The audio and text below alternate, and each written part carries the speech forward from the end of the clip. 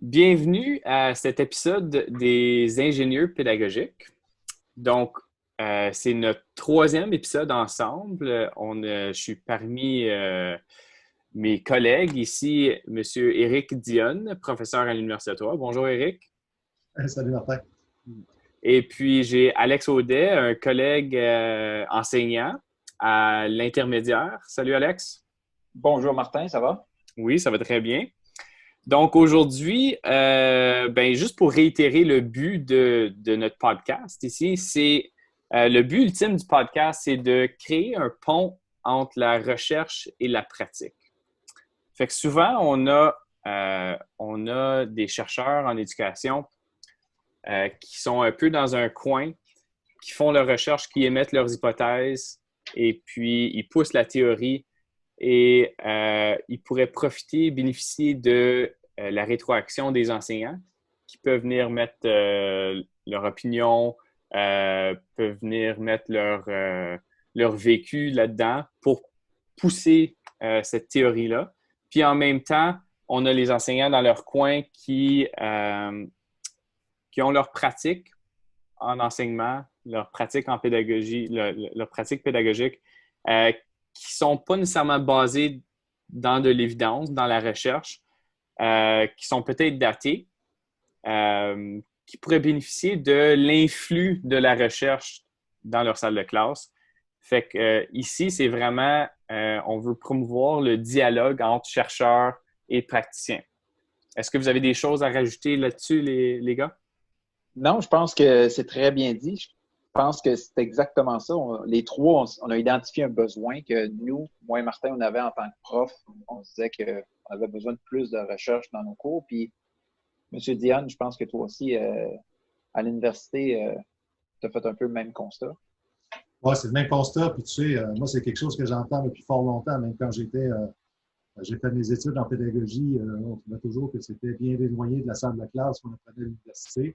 C'est encore des choses que j'entends. Fait que je pense que de faire les ponts, ça vaut la peine qu'on essaye de le faire le mieux possible. Et puis, je pense que c'est un partenariat qui fonctionne assez bien jusqu'à maintenant, donc qui est assez riche.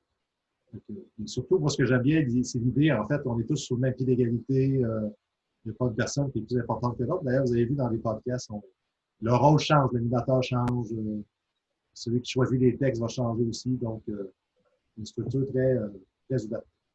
Puis c'est ça. Puis on commence avec, comme d'habitude, un texte qui a été choisi par un de nous trois. Aujourd'hui, le texte a été choisi par M. Alexandre Audet. C'est un texte qui est intitulé « Évaluer sans décourager » par Roch Chouinard de l'Université de Montréal. Fait qu'Alex, tu voulais-tu nous parler, tu voulais-tu commencer un petit peu l'analyse, de décortiquer cet article-là pour nous autres?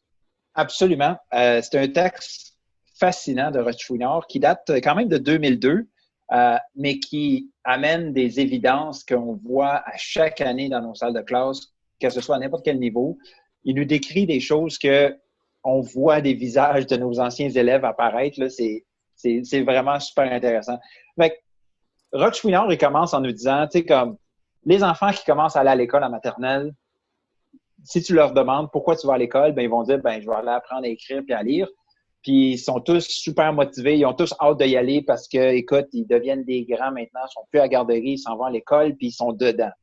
Fait que, qu'est-ce qui fait qu'à un moment donné, beaucoup de ces jeunes-là vont haïr l'école. Ils vont en venir jusqu'à haïr l'école. Et Roch Chouinard se penche sur cette question-là, puis c'est très intéressant ce qui en ressort. Une des choses qui commence à nous dire, c'est que à l'école, l'enfant réalise assez vite que oui, l'école, c'est une place où est-ce qu'on va apprendre, mais c'est surtout une place où on se fait évaluer. Et c'est là que les problèmes commencent. Parce que lorsque l'enfant se fait évaluer, que ce soit en première année ou en huitième année, secondaire 3, 4, 5, c'est toujours quelque chose qui va atteindre son ego, qui va atteindre son estime de soi. Donc, Chouinard nous dit, l'école, elle vient mettre un miroir devant nous autres, puis des fois, on n'aime pas l'image qu'on voit dans le miroir. Tu sais, quand on se fait dire, t'es pas bon en maths, t'as coulé ton test de maths, voici ce que le miroir te dit, t'es pas bon en maths. Donc, peut-être que t'es pas intelligent finalement. Il y a des jeunes qui en viennent à penser ça. Donc, on part avec cette prémisse-là. Donc, c'est de ce fait-là que les enfants, ils font assez vite le choix entre je vais aller à l'école pour apprendre ou je vais aller à l'école pour préserver mon estime de moi-même. Et Alex? Oui. Oui, désolé. Juste une petite question pour vous deux, je pense. Tu parlais de miroir, puis là, moi aussi, j'ai noté cette ligne-là. Je l'ai surlignée, là. L'école installe tout autour de l'enfant des miroirs qui lui renvoient une image très nette de lui-même. Est-ce que cette image-là est valide? L'image que l'enfant voit dans le miroir, là, puis c'est peut-être un petit peu philosophique, mon affaire, là, mais est-ce que cette image-là, elle est valide? Éric, qu'est-ce que tu en penses? Je sais que tu enseignes à l'université des cours sur l'évaluation. Qu'est-ce que tu en penses de cette phrase-là? En fait, le problème, c'est qu'on ne sait pas. Les outils qui sont développés par les enseignants, ce n'est pas des batteries de tests standardisées, puis il ne faut pas que ce le soit non plus. Ce qui fait en sorte que c'est souvent des instruments maison, mais on ne sait pas trop justement quelle est la qualité de ces instruments-là, comment ils sont utilisés, qu'est-ce qu'on fait avec. Donc, j'ai déjà un premier point litigieux avec M. Audet. Quand tu dis, Alexandre, tu sais, quand tu arrives à l'évaluation, c'est là où les problèmes commencent. Moi, je ne suis pas d'accord avec ça. Je pense pas que ça soit... Le problème, c'est pas l'évaluation, à mon sens. C'est ce qu'on fait avec l'évaluation. Puis dans le texte de Chouinard, c'est un peu... Il ne mentionne pas, mais tu sais, si on se réfère au tableau 1, je ne sais pas quelle page que c'est exactement. Je pense que c'est la page 11. Page 3. Voilà. Page 3. Page 3. Non, le tableau synthèse, c'est un tableau 1. Je l'ai à la page 11, moi. Un tableau synthèse, c'est pas nommé nulle part, mais dans le fond, il parle d'évaluation formative et il parle d'évaluation sommatique. Là où je suis d'accord, moi, c'est l'importance démesurée qu'on peut donner, en fait, à l'évaluation sommative. Je pense que là, effectivement, on a un point où est-ce que c'est raisonnable, finalement, je regarde, tu sais, même à la maternelle, on veut noter les élèves. À un moment donné, tu dis, est-ce que c'est vraiment raisonnable? Est-ce que c'est une bonne idée, en fait, de vouloir tout évaluer puis nécessairement chiffrer, essayer de codifier les apprentissages des élèves.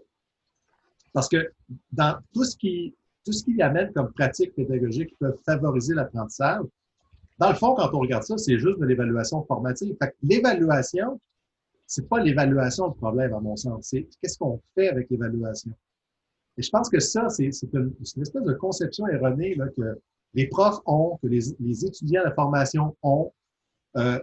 Puis souvent, ce que je leur dis, c'est d'entrée de jeu, dites-moi donc dans quel contexte vous vous situez. Si vous êtes en évaluation formative, je vais recevoir ce que vous me dites avec cette grille de lecture-là en tête. Si on est dans un contexte où on veut noter, on veut certifier, on veut mettre des notes à un bulletin, là, à ce moment-là, je vais avoir cette grille de lecture-là en tête à l'égard de l'évaluation. Mais c'est-à-dire que c'est l'évaluation, puis de toute façon, c'est pas ce que dit Chouinard, parce que tu sais, quand il dit de valoriser l'erreur, ça veut pas dire souhaiter que les élèves fassent des erreurs. Non, c'est ce que ça veut dire, c'est que quand l'élève fait une erreur, là, plutôt que de lui taper dessus puis lui enlever des points, le sanctionner puis le pénaliser, mais de se dire, OK, mais qu'est-ce qu'on fait avec ça? Il y a une source d'apprentissage. Si tu as fait une erreur, c'est que, il y a peut-être quelque chose que tu n'as pas compris, puis on va essayer de travailler là-dessus pour t'améliorer. C'est de l'évaluation. Ça en est de l'évaluation. Et pourtant, il n'y a pas cette connotation négative-là qui est associée. Ça fait penser à justement la phrase, la ligne dans ta salle de classe, Alex. Bien, le gros poster que tu avais dans ta salle de classe pendant 1 an, c'est le pourquoi. Fait que je pense que c'est ça que tu t'en allais dire, là, mais pourquoi qu'on évalue? Est-ce qu'on évalue pour apprendre ou est-ce qu'on évalue pour mettre des notes sur un bulletin?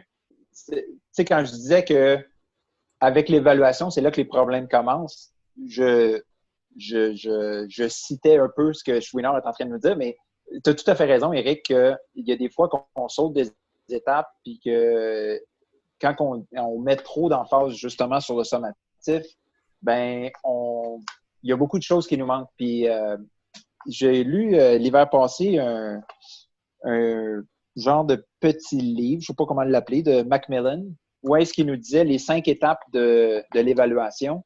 Puis les 3 premières étapes de l'évaluation, on les connaît. OK? Pourquoi est-ce que je vais évaluer? Ben, je veux voir si mes élèves ils comprennent comment diviser les fractions. OK. Maintenant, quelle technique ou procédure est-ce que je vais utiliser pour mesurer ça? OK? Donc, ensuite, qu'est-ce qui a été répondu correctement, incorrectement? Donc, jusque-là, tous les enseignants de la planète comprennent ça. Mais c'est les 2 dernières étapes que souvent on saute. La 4e étape, c'est qu'est-ce que ça veut dire, ces résultats-là? Okay? Là, je viens d'évaluer mes élèves, ils ont manqué la moitié des questions. Qu'est-ce que ça veut dire, ça? Puis ensuite, la dernière étape, comment est-ce que je vais utiliser ça, ces résultats d'évaluation-là? Puis, si on évaluait toujours avec ces 5 étapes-là, je pense que justement, les problèmes ne commenceraient pas là parce que ça serait un cycle, puis la roue continuera à tourner. Le genre d'évaluation que Chouinard nous dit, c'est où est-ce que c'est une évaluation finale, comme c'est à la vie, à la mort, tu coules, ben c'est fini. Fait qu'Éric, je te vois hocher de la tête. Tu es clairement d'accord avec ce qu'Alex est en train de proposer? Ben oui, je suis d'accord, mais c'est là, à mon avis, que il va falloir je ne sais pas qu'est-ce qu'il va falloir qu'on fasse, là, parce que tu sais, ce que tu évoques, Alexandre, là, c'est la démarche en évaluation, c'est connu depuis, 40-50 ans. On la rabâche d'une façon, d'une autre, en d'autres termes, puis on essaie de donner d'autres exemples. Ben, en grosso modo, là, c'est la modélisation, en fait, de la démarche d'évaluation. Mais un des gros problèmes qu'on rencontre, c'est comment, en fait, tous les profs de la planète, là, ont tous le même problème. C'est-à-dire qu'il y a un chapeau de prof et ça fait partie du contrat didactique. C'est-à-dire que c'est ça qu'on aimerait que les élèves retiennent. Dire, écoute, moi, je suis là pour t'aider. Et moi, je suis le prof, là, mais je suis pas là pour te taper dessus. Je suis là pour t'aider à faire tes apprentissages. Fait que ça, c'est le bon côté du prof. Mais il y a un autre côté qui est, il va falloir que tu notes les élèves. Il va falloir que tu dises là où ils sont rendus. Fait il y a un aspect qui est l'évaluation formative, puis un aspect qui est l'évaluation sommative. Et ça, Chouinard a raison, puis quand tu en parles, Alexandre, ça aussi, tu fais bien de le faire. C'est-à-dire que les élèves, très tôt, ils pigent comment ça fonctionne. Il n'y a personne qui leur explique ça. Il n'y a personne qui va leur dire, bon, le prof, vous savez, là, quand vous allez arriver à l'école, en première année, alors le prof va vous enseigner, va vous faire un enseignement, va vous proposer des situations pédagogiques, et puis il va être là pour vous aider. Mais à un certain moment donné, ça ne sera pas ça. Le prof, il va changer de chapeau, puis il va noter, puis là, il faudra cacher les erreurs, cacher ses difficultés. Il n'y a personne qui dit ça. On est d'accord. Il n'y a personne qui, au premier jour de l'année, qui va dire, bon, aux enfants, regardez, on vous explique comment l'école fonctionne. Mais après 3 semaines, par exemple, ils ont tout pigé. Ils ont tous compris comment ça fonctionnait. Et ça fait partie du contrat didactique. Puis moi, la question que je me pose, c'est comment on va faire pour passer par-dessus ça? Parce que ça fait 50 ans qu'on dit, oui, il faut qu'on fasse plus d'évaluation formative. Ce que nous dit Chouinard, quand on regarde, puis Alex, tu vas nous présenter les autres éléments dans quelques instants, on est tous d'accord.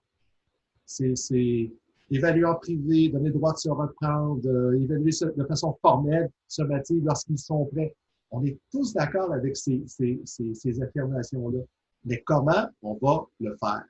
En salle de classe, comment on va venir à bout de changer les mentalités, changer les conceptions qu'on a par rapport à l'évaluation, puis faire en sorte aussi que le système scolaire, les profs qui ont à exercer à tous les jours en salle de classe, comment arriver à avoir en fait une espèce de compromis qui soit plus acceptable? Parce que l'accent est toujours mis sur l'évaluation sommative au détriment d'évaluation formative, même si on en parle. C'est-à-dire qu'il y a quelque chose dans l'opérationnalisation qu'on n'arrive pas à faire. Ben, c'est justement ça, juste une anecdote personnelle, là. Ça arrive à chaque semestre. Tu commences un cours, tu as des nouveaux élèves, tu fais j'aime ça faire des blagues dans mon cours, prendre des farces plates. Les élèves font semblant de rire, etc. Il y a un climat de classe qui s'installe, qui est positif. Tous les enseignants essaient de le faire. Et puis, éventuellement, après quelques semaines, dans plusieurs de tes classes, tu vas avoir un climat positif. Puis, je remarque toujours, toujours, toujours la différence. Tu vas donner ta première évaluation. Une fois que tu donnes ta première évaluation et tu la corriges et tu remets la note aux élèves, il y a la plupart des élèves qui vont, rien va changer dans leur comportement, dans votre relation, mais il y a certains élèves où est-ce que, ben, je pensais que tu étais gentil, monsieur. Il y a tout le temps, même s'ils ne le disent pas, leur comportement change, puis c'est comme, ben, monsieur, pourquoi tu m'as donné cette note-là? Puis il y a tout le temps cette discussion-là où est-ce que c'est comme, ben, je te donne pas une note, j'évalue ton travail par rapport à cette grille, blablabla. Bla, bla, bla. On sait, mais il y a tout le temps puis je sens ces deux rôles-là que tu as décrits, Eric, je les sens, puis c'est particulièrement flagrant en début de semestre, en début d'année, puis là, surtout au secondaire, où est-ce qu'ils sont un petit peu plus conscients, puis aussitôt qu'on donne la première évaluation, c'est comme, oh, OK, le semestre est commencé, là. Fait que j'ai tout le temps ce sentiment-là, un petit peu. Fait que, Alex, je t'ai coupé la parole. Non, c'est correct. Je reviens à l'article de Chouinard. Il nous lance dès la 2e page une phrase qui tue, une phrase là, que tu fais comme « Oh my God, il a tellement raison, mais ça fait mal d'entendre ça. » Il dit excusez, le milieu scolaire ne devrait pas tant viser à augmenter la motivation à apprendre des élèves qu'à freiner le processus de démotivation à l'endroit de l'école et des tâches scolaires. Donc là, il nous dit, arrêtez de vouloir motiver vos élèves. Faites juste vous assurer qu'ils se démotivent pas. Fait que, ouch! Parce qu'ils arrivent à l'école motivés. Puis m'emmener, ils se démotivent à l'école. C'est de la faute un peu de l'école. L'école, les profs, puis tu sais, l'école, c'est au sens large. Puis ça, je pense que cette phrase-là, c'est comme, wow, on parlait de miroir tantôt, là, ça nous met un miroir à nous autres, les profs d'en face, là, puis on se dit, ben OK, qu'est-ce que je fais, moi, là, pour contribuer à ça, là? J'ai trouvé ça super intéressant. Parce qu'après ça, il commence à nous parler des comportements d'évitement. Quand l'élève il commence à avoir des comportements d'évitement, c'est qu'il va commencer à éviter les efforts. Parce que les efforts, ça devient quelque chose de négatif. Parce que plus que tu fais d'efforts, bien, plus que l'échec va faire mal suite à ton effort. Fait que l'effort, ça devient comme une menace pour les élèves, comme un petit peu plus en difficulté. Fait que, tu sais, là, moi, je pense à ma salle de classe, là, des fois, là, tu vois des élèves qui font rien, qui sont comme... Je sais pas, il n'y a rien qui les dérange. Puis, ben, c'est exactement ça. C'est des élèves ils travaillent très fort pour ne pas faire d'efforts, tu sais, pour même pas essayer. Comme ça, s'ils échouent, ils peuvent dire, ben, c'est pas parce que je suis pas intelligent, hein? C'est juste que je n'ai pas fait d'efforts. Puis ça, c'est tout par rapport à préserver l'estime de soi. Ça revient beaucoup à ce que Carol Dweck avait sorti dans son livre sur la mentalité de croissance. L'article de Chouinard a été publié avant le livre de Dweck, là, mais les deux se rejoignent. J'ai trouvé ça super intéressant. Je ne sais pas ce que vous autres vous en pensez de cette phrase qui tue là. Ben, on parle souvent on a parlé de motivation au premier épisode, puis je pense que ça, tu peux pas, on sous-entend tout le temps, on parle de pédagogie, là, mais on sous-entend toujours la motivation, puis c'est quelque chose qu'on oublie souvent, là. C'est que, OK, ben, on peut parler de pédagogie autant qu'on veut, mais si nos élèves ne sont pas motivés, ben voilà notre problème. Puis c'est quand on apprend que l'évaluation vient démotiver les élèves, c'est là qu'on a un problème. Puis Chouinard va souvent citer Eccles et Wakefield, qui sont des grands chercheurs en motivation. Puis eux autres, ce qu'ils apportent souvent, c'est le concept du rapport risque-récompense. Fait qu'on on fait une évaluation de la situation. Est-ce que les risques sont plus grands que les récompenses possibles? Si les bénéfices sont plus grands que les risques, bien, on va s'engager dans le travail ou on ne va pas s'engager dans le travail plutôt. Puis, puis nos élèves sont tout le temps en train de faire cette évaluation-là. Puis tu en parles, Alex, de ton élève ou de tes élèves qui il n'y a rien qui les dérange, puis tu peux faire ce que tu veux, tu peux danser dans la classe, puis ils ne sont pas plus engagés. Ben, c'est à cause que pour s'engager, ben, peut-être le risque est trop grand, puis ils ont trop à perdre. Fait que moi, ça me fait penser à quel autre genre de choses qu'on fait en salle de classe en tant qu'enseignant qui démotive nos élèves. Chouinard en discute. Oui, bien justement, il nous dit vers la fin de l'article, il nous disait des choses que, encore une fois, en tant que prof, on a tous déjà dit ça dans notre classe. On présente un travail, on présente une tâche, on présente un projet, on dit « Hey, inquiétez-vous pas les élèves, vous allez voir, ça va être facile ce travail-là. » Bien ça, l'élève qui est moins engagé, moins motivé, quand tu lui dis « ça va être facile », puis lui, il trouve ça dur, là, il se dit « Oh my God, je suis vraiment imbécile. Je suis vraiment plus stupide que tout le monde. » Parce que là, le prof vient de dire que c'était facile, puis moi, je trouve ça difficile.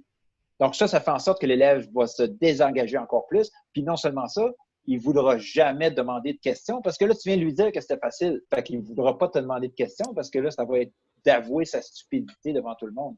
Donc, ce genre de petites phrases-là qui des fois, nous sortent de la bouche sans trop qu'on s'en aperçoive, ça a des gros impacts des fois sur l'engagement, la motivation des élèves. Tu sais, concrètement, moi, j'ai vu souvent des profs, justement, tu parlais du début d'année tantôt, Martin, mais tu sais, qui vont dire en début d'année, bon, ben écoute, il faut qu'ils comprennent qu'il va falloir travailler dur dans mon cours.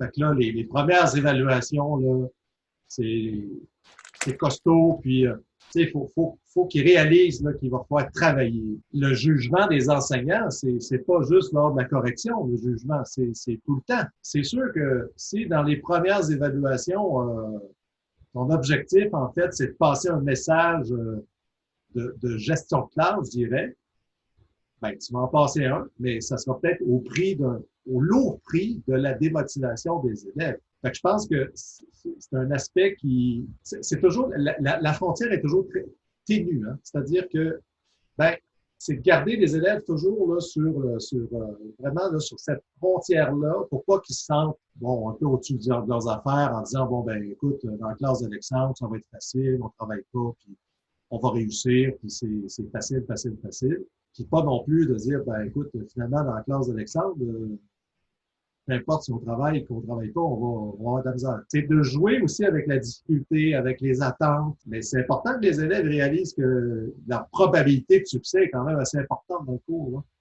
Parce que déjà, ceux qui sont fragiles, d'un point de vue cognitif, d'un point de vue des acquis, mais fragiles aussi psychologiquement.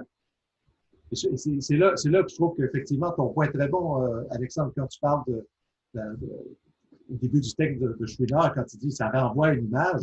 Déjà, si ton estime de soi n'est pas très, très élevée, qu'en plus, tu te fais dire que tu n'es pas bon, et on le voit, hein, vous avez vu dans les rencontres de parents, moi, combien de fois, j'enseignais les maths, les sciences, et puis tu vas arriver des parents qui vont dire, ah, ben, écoutez, moi, je n'étais pas bon en sciences, donc c'est pas possible de ne pas être bon en sciences. C'est pas possible. La science, c'est quoi? C'est de comprendre le monde qui t'entoure. C'est comme pas aimer le français, c'est la même chose. C'est de jouer avec les mots. C'est extraordinaire de jouer avec les mots. C'est ce qui nous distingue des animaux. Donc, c'est pas juste au primaire, au secondaire, mais jusqu'à l'université. Puis, tu sais, pour revenir aux élèves qui se désengagent, ben souvent, ben ça va être eux autres qui vont avoir les comportements dérangeants. Parce que Chouinard nous dit dans l'article que l'élève qui est désengagé, qui sait qu'il ne va pas réussir ton cours, qui sait que ça va être difficile, il ne va pas vouloir faire d'efforts. Donc, là, il ne veut pas avoir l'air stupide devant tout le monde. Donc là, comme tu disais tantôt, Martin, l'élève va faire le calcul, il va se dire, bon, moi, je ne peux pas avoir des A+, ou je ne peux pas avoir des 95 dans ce cours-là. Puis, si je travaille fort, très, très, très, très, très fort, peut-être que je peux avoir 75. Mais ce n'est pas garanti. Fait que si je ne fais rien, je vais juste peut-être échouer le cours, mais au moins, je vais pouvoir dire que le prof, je l'haïs, c'est pour ça que je n'ai rien fait dans son cours. Puis en plus, l'élève va commencer à avoir des mauvais comportements. Il va peut-être avoir des actes de défi à l'autorité. Il va envoyer promener son prof. Il va déranger en classe. Puis ça, c'est tout pour compenser son sentiment d'impuissance face à l'école, face à son apprentissage. Fait que pour sauver la face, il commence à faire le clown en classe. Puis là, ben, c'est un cycle C'est comme se mettre le doigt dans l'engrenage. Après ça, c'est bien difficile de retourner en arrière pour le réaccrocher, justement, pour lui redonner le goût à l'apprentissage. Une fois qu'il a commencé à faire le clown en classe. Là, puis les conséquences, ça donne pas grand-chose pour ces élèves-là. Puis, on parle des élèves, excuse-moi Martin, on parle des élèves qui sont plus en difficulté, mais moi je dirais qu'il ne faut pas perdre de vue aussi nos bons élèves, ceux qui justement vivent du désœuvrement parce que ils ont l'impression de perdre leur temps, parce que ça ne va pas assez vite, parce que c'est là que l'évaluation formative peut être un levier aussi, parce qu'on en a des élèves là, qui sont très, très, très performants, et puis le rythme de la masse, quoi, est juste trop lent pour eux autres. Donc, d'individualiser aussi les parcours, c'est pas facile. Hein? Je dis pas que c'est facile. Et puis, mais je pense que si on travaillait davantage en équipe aussi, en équipe cycle, en équipe d'enseignants, où on est capable justement de se diviser l'ouvrage, peut-être qu'on y arriverait plus aussi. Pour offrir justement des défis à la portée des élèves qui sont très motivés, mais qui sont surtout, en fait, à risque quasi de décrocher parce que ça va pas assez vite et puis c'est du désœuvrement. C'est qu'il faut réfléchir à notre but en tant qu'enseignant.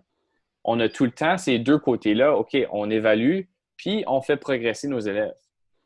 Mais je pense que c'est pas un ou l'autre. Il faut que ça soit les deux, puis il faut que ça soit un petit peu plus faire progresser nos élèves. D'après moi, on veut pousser nos élèves, tous nos élèves, puis évaluer, ça devrait venir au service de l'apprentissage. Je sais que c'est des mots catchy dans faire croître le succès en Ontario, là. Mais il faut évaluer pour faire progresser nos élèves. Puis, pendant qu'on est là, on va prendre des notes sur c'est quoi leur niveau actuel, mais ça peut changer, puis on va réévaluer. Mais le but vraiment, là, c'est que, OK, je veux voir où est-ce que tu es pour te faire progresser. Puis, on peut changer ces notes-là. Puis ça peut être communiqué aux parents éventuellement. Évidemment, il faut, mais ça devrait vraiment faire progresser puis noter le rendement c'est là que, comme deuxièmement. Là. Ouais. Je suis d'accord avec une partie de ce que tu viens de dire. Là où je ne suis pas d'accord, puis tu ne seras pas surpris, c'est oui, il faut évaluer au service de l'apprentissage, mais il ne faut surtout pas donner de notes à l'élève lorsqu'on fait ça, parce que aussitôt qu'on donne une note à l'élève, les recherches le prouvent, l'apprentissage est fini.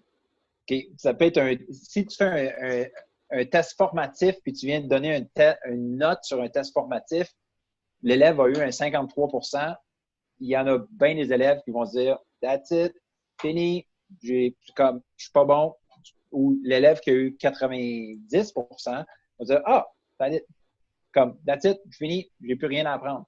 Tandis que si on y va toujours avec la rétroaction descriptive, ben là, il y a toujours, tu sais, c'est toujours quelque chose, il y a toujours plus loin à aller, tu sais. Puis l'élève qui est en difficulté, l'élève qui est performant, il y a toujours une prochaine étape. Puis je pense que c'est comme ça qu'on peut les amener à progresser, en ne mettant pas de notes sur les travaux, mais juste des commentaires. J'ai certaines petites choses, mais je vais passer la parole à Éric. J'aimerais ça savoir c'est quoi ton opinion par rapport à ça. Moi, je ne suis pas un tenant à tout prix là, des notes. Là.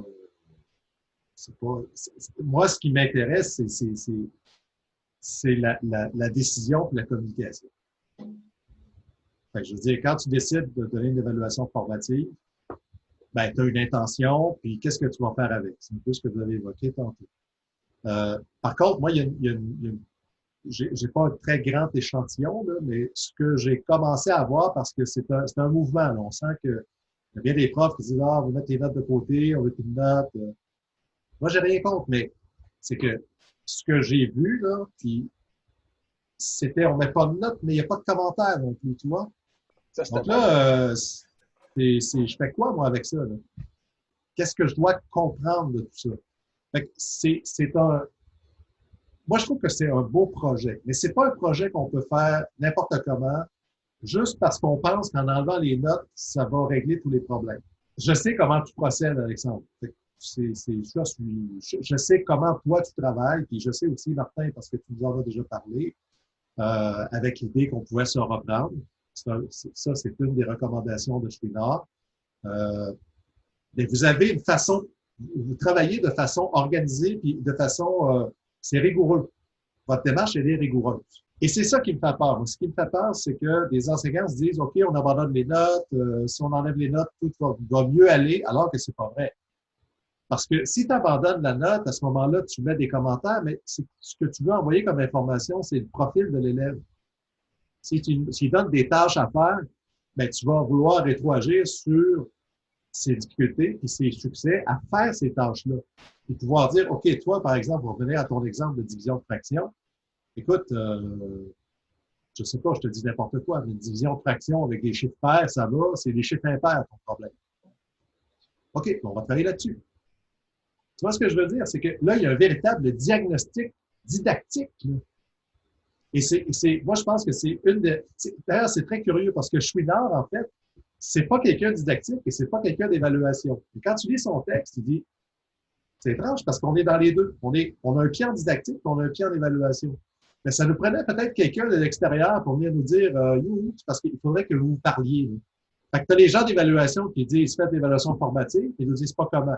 Tu as des gens de didactique qui expliquent comment passer des savoirs savants au savoir enseigné, mais qui n'intègrent pas ça dans un processus d'évaluation. Fait que les enseignants sont au milieu de tout ça, puis ils se disent OK, mais je fais ça comment?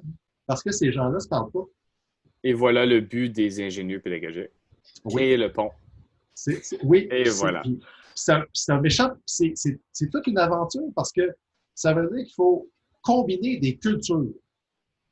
La culture des profs du secondaire, la culture des gens comme en évaluation comme moi, avec notre façon de voir le monde, les gens de didactique qui arrivent aussi avec leur culture particulière, puis de dire, on met nos égos de côté, là, puis on met nos grilles de lecture rigides de côté, puis on essaie de transformer ça pour que ça puisse être au bénéfice des élèves, pas au bénéfice de nos égos personnels, puis de nos organisations, puis de notre discipline. Moi, je pense que ça, c'est déjà un méchant contrat. Puis, justement, faut penser en termes d'apprentissage au lieu de penser en termes d'enseignement. Puis si on pense à comment est-ce que mes élèves vont apprendre au lieu de comment est-ce que je vais enseigner ça, c'est une nuance, mais c'est une grosse nuance. Puis se mettre dans la peau de nos élèves, se mettre dans leurs souliers, comment est-ce qu'ils vont apprendre ça, je pense que c'est un bon point de départ.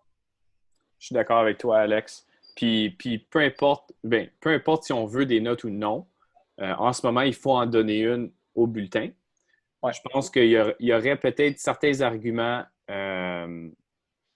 au niveau de la motivation pour des élèves peut-être plus faibles, ou est-ce que tu peux les pousser avec cette carotte-là? On peut parler de motivation extrinsèque quand on parle de Dweck ou peu importe là, éventuellement. Mais je suis d'accord avec toi. Peu importe si on donne une note ou non, là, c'est la rétroaction puis c'est faire progresser les apprentissages. Fait que si on veut continuer avec l'article de Chouinard, est-ce qu'il y a des choses qu'on pourrait apporter en salle de classe en tant qu'enseignant? Puis à cause, il passe à travers beaucoup de choses dans son article. Alex, est-ce qu'il y a des choses que toi, tu as remarqué que tu es comme ça, c'est quelque chose qu'en tant qu'enseignant, on doit rapporter à l'intérieur de notre salle de classe?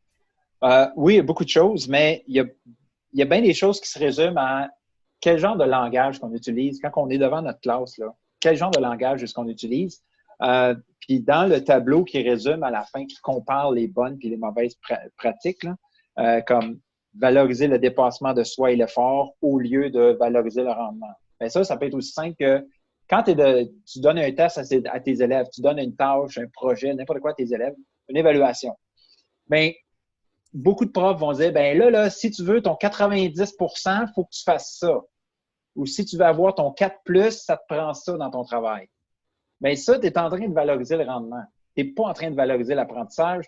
Tandis que si on valorise le dépensement de soi puis l'effort, bien, on change notre langage. On commence à dire, bien là, si tu veux pousser ton apprentissage plus loin, voici ce qu'il faut que tu ajoutes à ton texte d'opinion. Si tu veux améliorer ton texte, voici ce que tu devrais faire. Okay? Puis là, il y a jamais de limite à ça. Simon Sinek a sorti un nouveau livre cette année ou l'année passée qui s'appelle The Infinite Game. T'sais, l'école, c'est une game infinie. C'est comme il n'y a pas de bout, il n'y a pas de buzzer à la fin, c'est comme OK, fini. Non, on continue toujours à apprendre, puis ça devrait être vraiment ça, la culture qu'on installe dans notre salle de classe. Puis ça commence avec les mots qu'on utilise pour parler à nos élèves. C'est un super bon point, Alex. c'est excellent. Puis Carol Dweck, là, parle justement de ça quand elle parle de ses louanges. Elle parle de la mentalité de croissance, là, mais ses louanges, quand on donne des louanges aux élèves, là, je veux dire, on peut louanger leurs résultats ou on peut louanger leurs efforts. Mais les impacts de ça sont très différents. Éric, est-ce que tu avais d'autres choses qu'on pourrait ressortir pour les enseignants qui apportent à l'intérieur de leur salle de classe? Ben, regarde, je regarde le 3e avant-dernier quand je suis dans d'évaluer les élèves de façon formelle lorsqu'ils sont prêts. Ce que ça veut dire, c'est de sortir en fait du calendrier scolaire. Il y a des écoles, je suis convaincu que c'est encore le cas. Moi, j'ai passé 3 jours dans une école où les planifications de classe, en fait, étaient communes pour tous les profs de sciences. Parce que c'était la gestion des locaux qui dictait qu'est-ce que tu étais pour faire. J'ai passé 3 jours, après 3 jours, je suis parti. Il y a ça aussi. Je dirais il y a des éléments qu'on peut amener en salle de classe, mais ça ne dépend pas que des enseignants.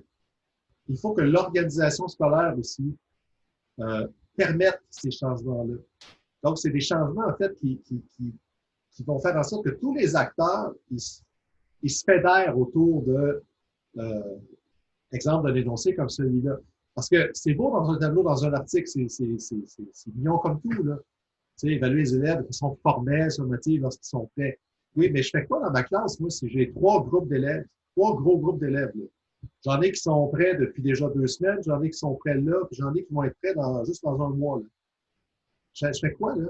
Comment je fais ça, là? Ça veut dire que tu as des élèves qui traînent la patte, par exemple.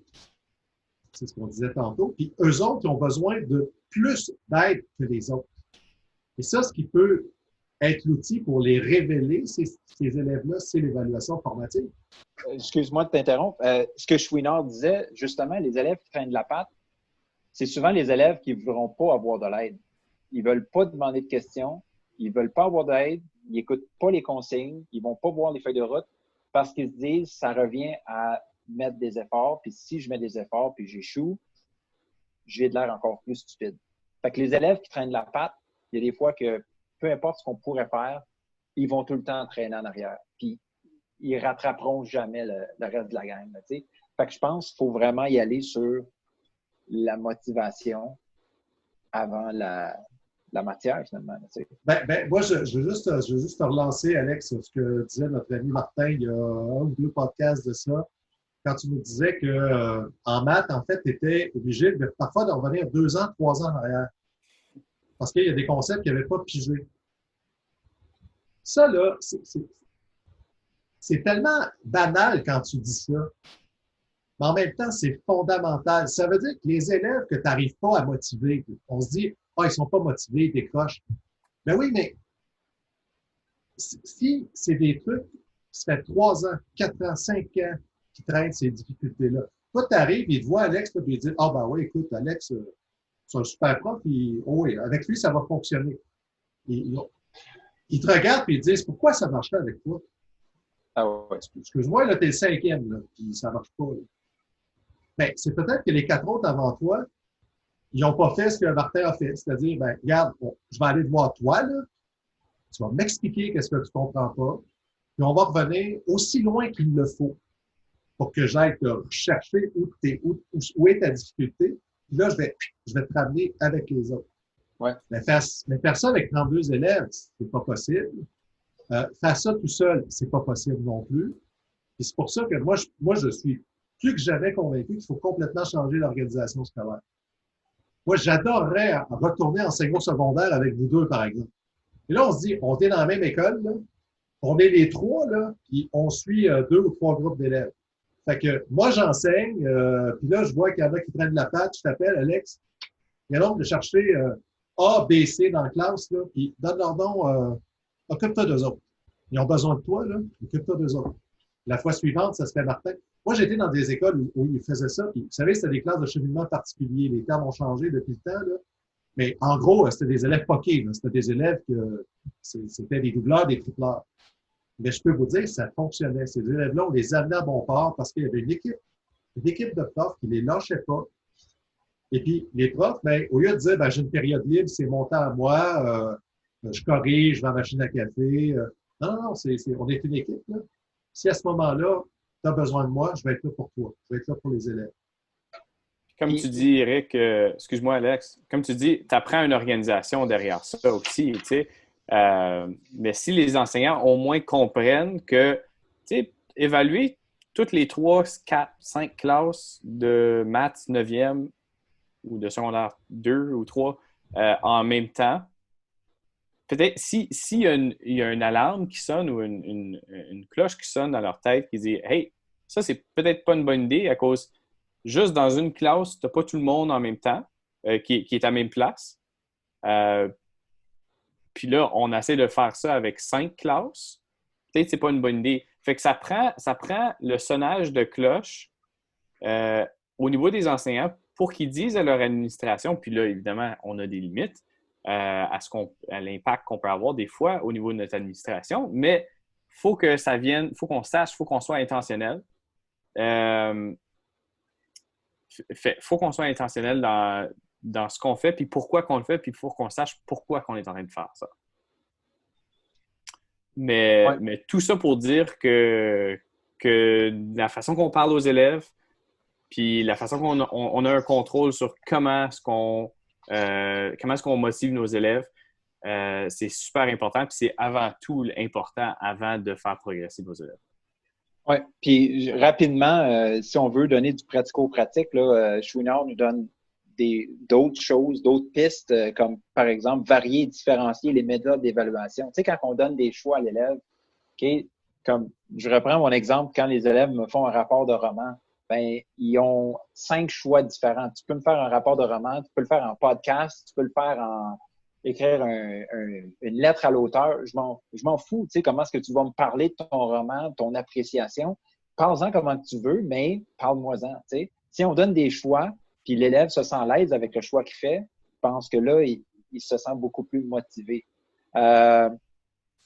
Donner le droit de se reprendre, ça devrait être fondamental. Puis moi, comment je fais ça, c'est que les élèves, moi j'enseigne le français, donc les élèves écrivent un texte, je leur remets leur texte corrigé avec la rétroaction descriptive. Puis ensuite, ils ont jusqu'à la fin du semestre pour retourner à mes commentaires, améliorer leur texte. Ah, il manquait une phrase d'introduction à ton paragraphe. Ajoute ta phrase. Il manque des marqueurs de relation. Ajoute-en. Puis là, à la fin du semestre, l'élève vient me voir avec son texte, qui est une de ses preuves d'apprentissage, puis il me montre, voici ce que j'avais manqué et voici comment je me suis amélioré depuis ce temps-là. Donc, je ne corrige pas son texte 50 fois, mais je suis capable de voir, l'élève me montre les progrès qu'il a fait dans son texte au cours du semestre. Donc, ça devient un peu son portfolio avec des preuves d'apprentissage dedans. Donc, il y a moyen de faire ça en s'ajoutant pas une tonne de travail en tant qu'enseignant, mais juste en changeant un petit peu sa manière de fonctionner en classe. Est-ce qu'on a des derniers conseils, des derniers petits trucs, des dernières notions à souligner de l'article de Chouinard? Éric, as-tu un message que tu retiens de cet article-là? Oui, ben regarde le dernier peut-être quand tu nous dis proposer fréquemment aux élèves des activités ne faisant l'objet d'aucune forme d'évaluation. Ça, c'est vraiment un cercle vicieux, c'est-à-dire si ça compte pas, ils le feront pas. Donc, je vais me mettre à tout faire compter parce que je veux qu'ils travaillent. Donc là, tu te sers d'évaluation pour ta gestion de classe, tu te sers d'évaluation pour les motiver, entre guillemets. Puis après ça, on entend des profs dire, oui, mais là, les élèves sont pas là pour l'apprentissage, ils sont là pour la note. Oui, mais qu'est-ce que tu as instauré comme climat de classe? Si tu notes tout, c'est normal. Les élèves, c'est juste une question qui est purement économique. C'est-à-dire, qu'est-ce que ça va me coûter? Qu'est-ce que ça va me rapporter? Ça compte, OK, je mets l'effort, mais si ça compte pas, c'est un cours plutôt théorique ou c'est un laboratoire ou on pratique un instrument de musique ou peu importe. Ah ben là, je travaillerai pas. Je travaillerai quand ça va compter, quand ça va me rapporter quelque chose. Donc, on rentre dans un cercle vicieux, en fait, où on est condamné à perdre. Donc, l'évaluation sommative, il faut que les élèves soient prêts à rendre compte de leurs apprentissages. Là-dessus, je suis complètement d'accord avec lui. C'est pour ça qu'à l'université, par exemple, le gros des notes est ramassé à la fin de la session. parce que c'est là qu'ils ont fait le maximum d'apprentissage. En principe, c'est à ce moment-là qu'ils sont prêts à me dire ce qu'ils ont appris dans le cours. Évidemment, il y a un prêt payé parce que là, les étudiants vont dire, ouais, mais là, bon, on a 80% de la note dans les derniers cours ou 2 derniers cours. Là, il faut leur expliquer, non. C'est sûr que si tu n'as rien fait de la session, que tu arrives au dernier cours, oui. Mais si tu as travaillé durant toute la session, non. C'est juste que la comptabilisation va se faire à la fin. Mais je pense que ça, il faut sortir de cette logique-là parce que à ce moment-là, c'est le carotte et le bâton. Puis le bâton, c'est l'évaluation. Et l'évaluation, ça ne devrait pas servir. Évidemment que ça vient avec. On peut pas dire en évaluation, ça ne sert absolument pas à la gestion de classe. C'est pas vrai. Mais d'en faire un objet majeur de gestion de classe, je pense que c'est une erreur monumentale. Puis on finit par payer le prix. Puis je pense que ça revient encore une fois à notre langage qu'on utilise en classe. Il faut toujours parler à nos élèves en termes de croissance, en termes de développement, en termes d'apprentissage. Puis pas de notes, puis de. Tu sais, c'est la coopération versus la compétition. La compétition n'a pas d'affaire à l'école. Il y a juste du négatif que la compétition peut amener à l'école. On devrait toujours être là pour coopérer et apprendre ensemble. Puis Vas-y, Eric, vas-y. Juste un aspect très rapide. Il parle à un moment donné d'évaluer en privé versus évaluer de façon publique les résultats, rendre public les résultats. Vous êtes probablement trop jeune, vous n'avez pas connu ça. Moi, quand j'étais au secondaire, les notes étaient affichées. Moi, j'ai connu ça. Là. Aujourd'hui, ça ne passerait même pas à travers l'idée de faire ça. Je dis, malgré tout, ça évolue lentement, mais il y a des aspects qui s'améliorent. Qu'on garde les notes privées, je pense que on était dû. Mais il y a encore plein de galas méritas où est-ce qu'on donne la médaille, le prix à celui qui a eu la plus haute moyenne. Puis ça, moi, je ne vois aucune utilité à ça. Ça me rend ça fera l'objet de peut-être d'un prochain podcast. C'est ça, exactement. On parle de motivation toujours. Puis honnêtement, je pense que ça mériterait peut-être de le faire, là, de parler justement de Carol Dweck. On la mentionne souvent. On pourrait peut-être passer à travers ses écrits pendant un des prochains podcasts. Mais une des choses, juste pour peut-être clore un peu cette discussion-là, mais ça vient faire du pouce sur ce que tu disais, Eric, c'est moi, ce que j'ai appris durant le confinement, durant la pandémie, une des choses que j'ai appris, c'est que mes grilles d'évaluation devaient être électroniques. Puis au lieu de le faire par papier-crayon, puis là, j'utilisais mon surligneur, puis je surlignais les critères, etc., je le faisais de manière toute électronique. Puis maintenant, on a les outils disponibles pour le faire, puis le faire correctement, puis facilement. Moi, j'utilisais Google Classroom, mais je pense qu'il y a plusieurs outils que tu peux utiliser. Mais ça, nécessairement, ça fait ça très privé. Puis évidemment, je n'étais pas en train d'afficher les résultats dans ma salle de classe en avant de tout le monde, mais veux pas, je me sentais, il y avait tout le temps un malaise lorsque je redonnais les copies d'évaluation ou des copies de projet, les grilles d'évaluation en salle de classe. Je les donnais, puis il y avait tout le temps un malaise qui s'installait chez moi, puis je ne sais pas si vous avez vécu la même chose. À cause, veux pas, tu as tout le temps, même si je donne la copie à Alex de son évaluation, puis j'ai dit, là, c'est pas le temps de se comparer. Qu'est-ce qu'Alex va faire? Il va aller voir Eric, puis il va dire, qu'est-ce que toi, tu as eu? Moi, j'ai un niveau 3. Fait qu'il y a tout le temps ça, puis je me sentais tout le temps mal à l'aise, puis je ne savais pas comment contourner ça nécessairement. Mais là, j'ai pris la décision pour l'an prochain, même si on retourne en salle de classe en présentiel, mes grilles d'évaluation vont être seulement électroniques. À cause là, évidemment, ils peuvent toujours se partager, mais ça va limiter la possibilité. Fait que, Alex, je sais pas que... Oui, vas-y. Si tu ne donnais pas de notes, tu peux pas... Parce que moi, quand mes élèves reçoivent leurs travaux, ils ne peuvent pas se comparer, c'est des commentaires. Mais ça va être que ça. Mais en bout de ligne, tu vas le noter de toute manière. Il y a un bulletin final. Fait que ça revient pas mal à la même chose, mais je suis d'accord avec toi. Si tu vas te comparer, au moins tu vas te comparer sur comment tu vas t'améliorer. Moi, j'ai fait ça ici. Tu vas parler du projet en tant que tel ou de l'évaluation. Exactement. Ouais. Fait que là, on est rendu à la fin de cet épisode-ci. Là, les gars, je sais qu'on peut vous retrouver en ligne.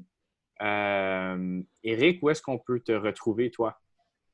Twitter, Facebook, Instagram, à commercial Prof Dion. OK. Et Alex? Twitter, à commercial Prof Audet, AUDET. Et sur Instagram aussi, @profaudet. Et j'ai aussi mon blog qui s'appelle le blog du Prof Audet. Puis aussi, j'ai une page Facebook, Alexandre Audet. Donc, ouais, vous pouvez me trouver un petit peu partout. N'hésitez pas si vous avez des questions, des commentaires, communiquez avec nous, ça va nous faire plaisir. Ça va être, ça va être le fun de savoir qu'il n'y a pas juste nos mères qui nous écoutent, là, qu'on rejoint d'autres mondes. Mais on apprécie l'écoute de nos mères toujours. Oui. Puis moi, on peut me retrouver à commercial Monsieur Parent et sur Twitter seulement. Et puis, ça nous ferait plaisir, comme Alexis dit, de retrouver votre interaction, vos commentaires. Si vous avez des suggestions pour le prochain article. Puis justement, parlant du prochain article, on en avait discuté. La prochaine fois qu'on se rencontre, on va parler de quoi, Eric? Prochain épisode, on va parler de la notion d'erreur. Donc, dans le texte de Chouinard, il l'a abordé, donc le rapport à l'erreur. Mais là, on va le regarder d'un point de vue plus didactique, donc avec un texte de Jean-Pierre Astolfi, qui est un didactien des sciences français, hélas décédé il y a déjà plusieurs années, mais dont les écrits sont toujours d'actualité aujourd'hui. Donc, comment développer une conception justement plus positive de l'erreur avec un angle didactique. Fantastique. J'ai hâte d'y assister et de participer. Puis, je vous invite à tout le monde qui écoute de faire le pont entre la recherche et la pratique comme nous. Et puis, on se retrouve la prochaine fois. Salut!